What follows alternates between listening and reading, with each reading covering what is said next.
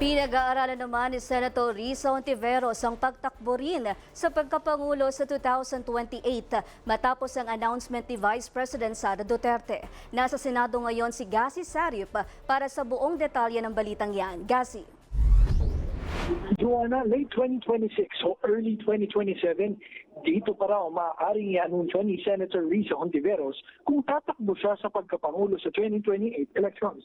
Ito ay matapos kumpirmahin ni Vice President Sara Duterte ang kanyang pagtakbo sa presidential elections kung saan tiyak na magkakaharap ang dalawa kung sakaling tatakbo si Hontiveros. Matatandaang nauna ng inihayag ni Hontiveros na open willing siyang sumabak sa pagkapangulo sa 2028 kung pipiliin ng United Opposition.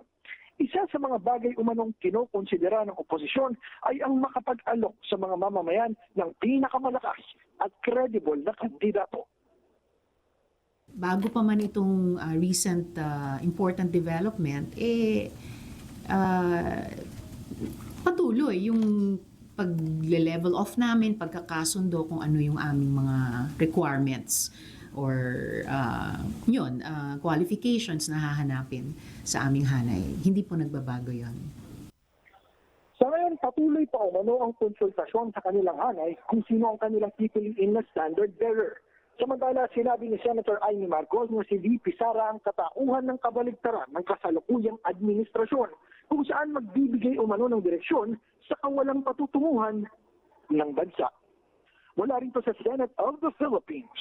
Gazi Sarip, DATV News. Maraming salamat sa iyo, Gasi Sarip.